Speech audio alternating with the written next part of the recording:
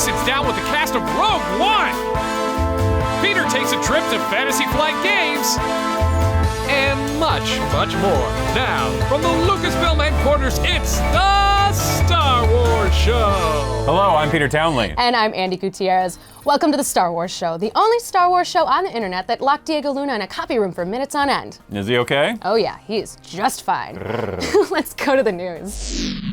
If you've ever wanted to run a half marathon dressed as an X-Wing pilot or other rebel with appropriate running gear, you are in luck because the runDisney Lightside Half Marathon is a little over a month away. The Disneyland event runs from January 12th to 15th and features a Star Wars-themed half marathon, 10K, 5K, and kids race. Can't make it to Anaheim or are an athletic superstar? Well, the Dark Side Challenge is coming to Walt Disney World in April, just around the same time as Star Wars Celebration. Synergy! Plus, wouldn't you know it, through the magic of editing, we have got the medals the finishers will receive right here on the show. And they look pretty snazzy. For more information about the medals, check out StarWars.com. And to register for the race, head to runDisney.com. Speaking of Disney World, Epcot's Spaceship Earth was recently transformed into a fully armed and fully operational Death Star. The effect, created to celebrate the release of Rogue One, uses projections and other special effects to successfully strike fear into the hearts of tourists. That's a trap! You can catch the Spaceship Earth Death Star projection for yourself right now at Epcot Center. If you're a Star Wars bookworm, have a kid, or both, we've got the Skinny on books coming your way very soon. They are Join the Resistance, the junior novelization of Rogue One, a new children's series entitled Star Wars Adventures in Wild Space, and Star Wars the Prequel Trilogy graphic novel. You can read the full story right now on StarWars.com. Shifting to games, Star Wars Battlefront dropped 2 huge DLC packs this week. The first puts players into battle on the planet Scarif from Rogue One and features playable versions of Jyn Erso and director Orson Krennic. So now we have Vader's cape, Lando's cape, and Krennic's cape in Battlefront. It also contains 4 new maps and a new multi-stage infiltration mode. Also released yesterday for those of us with PlayStation VR, like Rogue One director Gareth Edwards here, is Star Wars Battlefront Rogue One X-Wing VR mission, which finally brings Battlefront to virtual reality. Both are available right now for Battlefront Season Pass holders. Finally, before I sit down with the cast of Rogue One in our studio, we had a chance to catch a very special moment in our halls last week. Lucasfilm President Kathleen Kennedy, along with director Gareth Edwards, led the ILM VFX crew in a celebratory toast for their amazing work in Rogue One, and well, they got a pretty exciting phone call right in the middle. Watch. You know, the amazing thing is that we're cresting 4 years since we all started talking about making Star Wars movies, and it's pretty hard to believe that we are about to release our second. I got off the phone about a half hour with George Lucas. The story was really emotional and it all looked great, and just couldn't stop talking about how happy he was.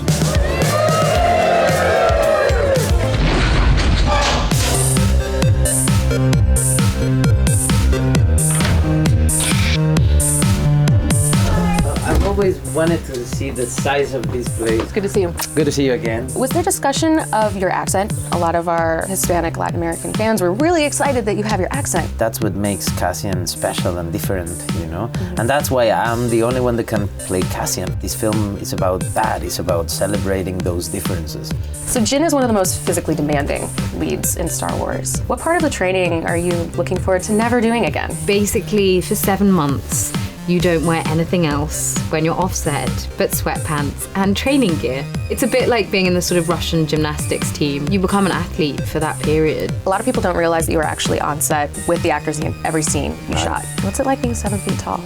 Awesome. I love being 7 feet tall. I felt 10 feet tall evidently. What is it like playing an antagonist knowing that there's an even larger presence looming, like Darth Vader? I don't think Krennic particularly respects Vader, but he is very aware of his abilities as a fighter. Was there a lot of room for you to improvise on set? Yeah, when I slap Cassian and say, and there's a fresh one if you mouth off again.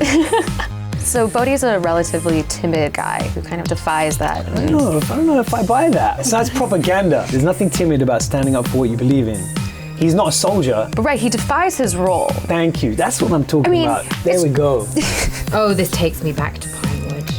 Oh, the hours spent with this thing. So she'd have it on her belt, and then she takes it off, and then she holds it, and then the idea was like, she then does that. In everything that we've seen, Galen is constantly wet. Was there ever a day where you weren't covered in rain? No, I don't think so. And there was actually an indoor scene, but then they figured out that you just came from outdoor and it was raining, so it was wetting me down again. Are you sick of talking to me yet? I feel like you're probably just like, Star Wars show, I'm good. But I can see that's how you feel about me. No, we love talking to you. I was just like, I thought we had something special. what would K2SO, a Star Wars story, be about? It would be like a buddy cop comedy. Oh, that would be good. Yeah, a buddy cop comedy where I'm the wisecracking one. And he's like, K2, please.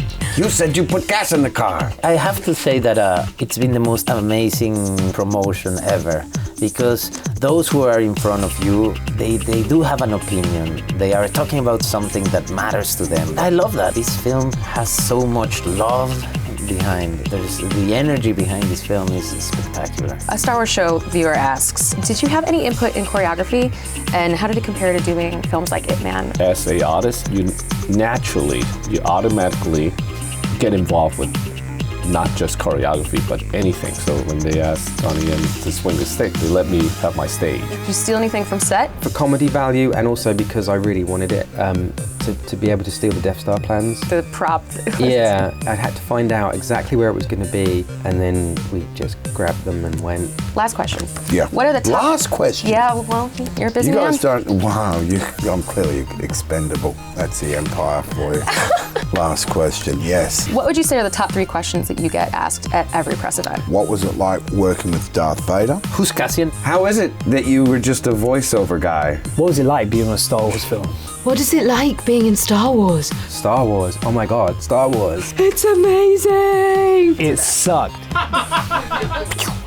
So you said that you are collecting Jyn Erso action figures, and that your nephew has an affinity for ripping off their arms. So here at the Star Wars Show, wanted to present you with this custom Jyn Erso action figure.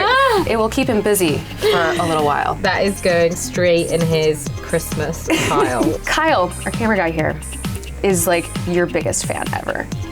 Hello. Hi. He has said that he wants nothing more in the world than to be punched in the gut by you. Okay. What the Did you read the comics when you were a kid? Yeah, this is the Latin American. No mames! Sorry guys, but this is a big deal. Thank you.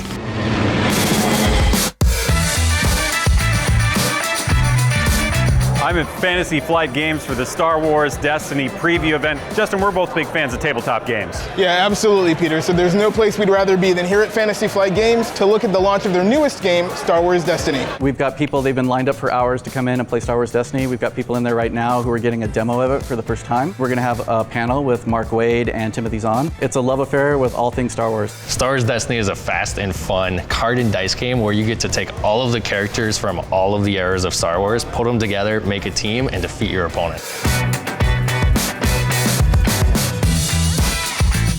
So now Finn's gonna do 2 damage to Kylo Ren. I feel, for you, a great disturbance in the Force, and there's only one thing that I want to say to you right now.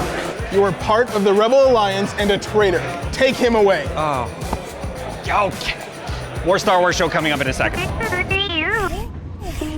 Gotta admit, still kind of jealous you got to interview the cast this week. Yeah, but you got to go to Minnesota in the winter. Yeah, it's not the same thing. Pretty cool, but you'll get your chance on Saturday. That's right. That's a good segue. This Saturday, Andy, myself, along with Anthony Carboni and David Collins will be hosting the Rogue One: A Star Wars Story red carpet live stream presented by Verizon this Saturday night, beginning at 5 p.m. Pacific time. You can watch it on StarWars.com, our YouTube channel, the Go90 app, and Fios TV. You might want to bring this because it was cold last year. Yeah. And as always, remember to check out the Star Wars After Show presented by Verizon, where I, along with other esteemed Lucasfilm employees, sit on the couch behind me and dish about what went down on this week's The Star Wars Show. Spoilers, I'm probably going to talk about how charming Diego Luna is in person. You have been talking a lot about that It's lately. true, he is. Watch it this Thursday and every Thursday on youtube.com/Verizon. Thanks for watching, and may the Force be with you. Do you think Diego won't mind that I borrowed his jacket? I'm sure, he's a nice guy. Yeah.